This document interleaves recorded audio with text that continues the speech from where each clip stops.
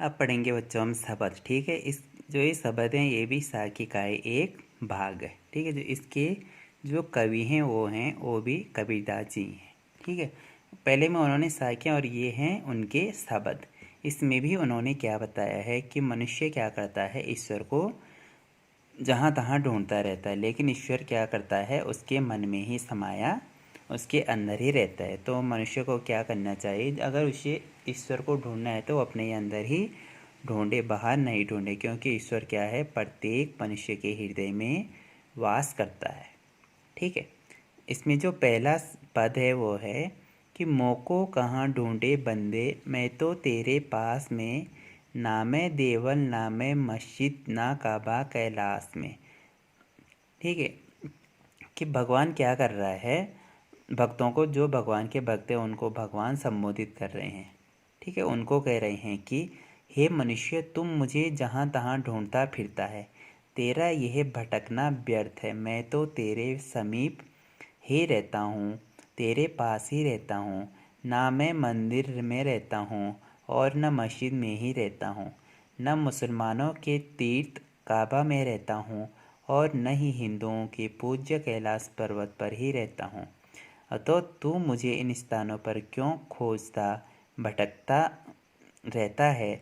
न तो मैं किसी कर्मकांड को करने से ही मिलता हूँ, न योग साधना हठ योग आदि से ही मिलता हूँ। कि भगवान क्या करता है, मनुष्य को कहता है कि न तो मैं कि कि तुम मुझे जहाँ तहाँ क्यों ढूंढता फिरता है, क्यों तो मुझे ढूंढने के लिए इधर उधर भटकता है। मैं तो तेरे पास में ही रहता हूँ, न तो मैं मंदिर में रहता हूँ, न मैं मस्जिद में रहता हूँ, न तो मैं मुसलमानों के तीर्थ काबा में रहता हूँ, नहीं तो मैं हिंदुओं के कैलाश पर्वत पर ही रहता हूँ। अतः तुम मुझे इन स्थानों पर क्यों खोजता रहता है, इन जगहों पर तुम मुझे क्यों खोजते रहता हूँ। मैं तो मैं कर्म कांड से मिलता हूँ, न तो मैं योग साधना से मिलता हूँ।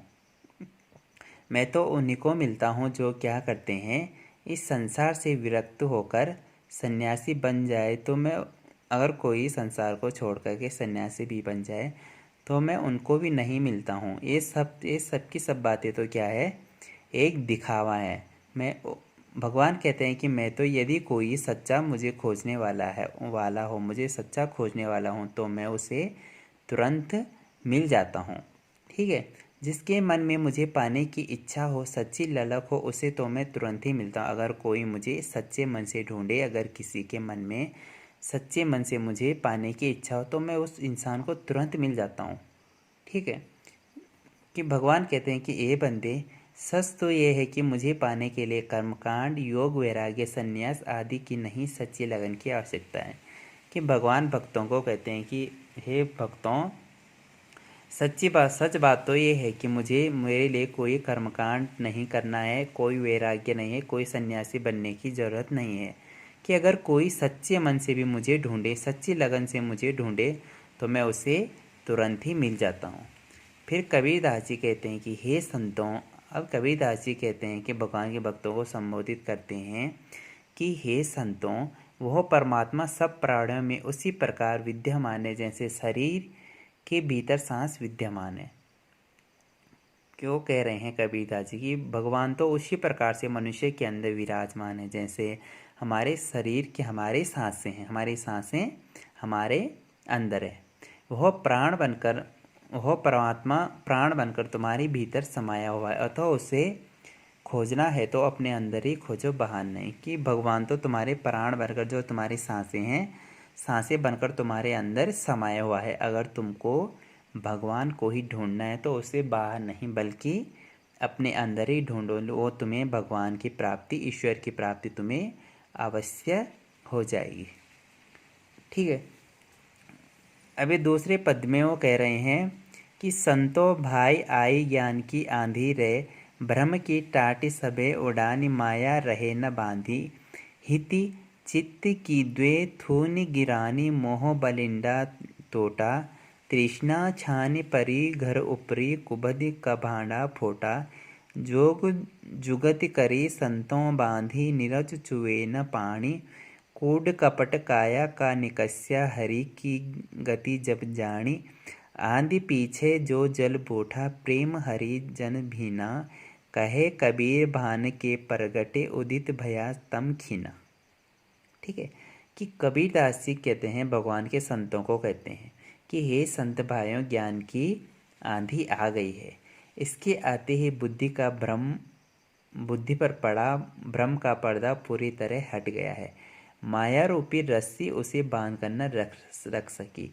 स्वार्थ और संपत्ति का चिंतन करने वाले चित्त के दोनों स्तंभ गिर पड़े। मोह रूपी बल्लियां टूट गई। तृष्णा रूपी छप्पर धरती पर आ गिरा। कुबुद्धि रूपी बर्तन टूट गया, नष्ट हो गया है। ठीक है, अर्थात कुबुद्धि का भेद खुल गया है।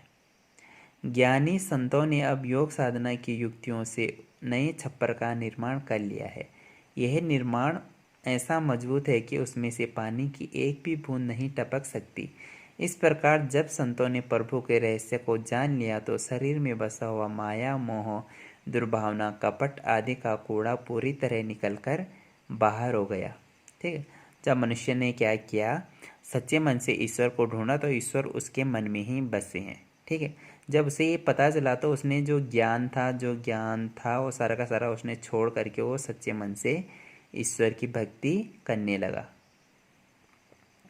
ठीक है, इस ज्ञान की आंधी के पश्चात भक्ति रूपी जल की वर्षा हुई, जिसके प्रेम में हरि के सब भक्त सरोबार हो गए। कबीर कहते हैं कि इस प्रकार ज्ञान रूपी सूर्य के प्रकट होने पर जो अज्ञान रूपी अंधकार शेष था वह भी नष्ट हो गया। ठीक है, जो चारों तरफ अंधेरा दिखाई दे रहा था वो सारा का सारा अंधेरा अब समाप्त हो गया। हर जगह में उजाला। जब हमने क्या किया है, मनुष्य को स्वयं अपने ही अंदर ढूंढा है। जब मनुष्य को थोड़ा सा ज्ञान हुआ, जब उसे पता लगा कि जो ईश्वर है वो हमारे हृदय में ही वास करते हैं। ठीक है, तो उन्होंने क्या किया, उसके बाद उन्हें चारों तरफ क्या है, उजाला ही उजाला दिखाई देने, हर तरफ क्या है, उन्हें ईश्वर ही दिखाई देने लगे। ठीक है, तो इस प्रकार से साखी ये शब्द जो हमारा यहाँ पे था, इसका दूसरा भाग वो यहाँ पे समाप्त हो जाता है।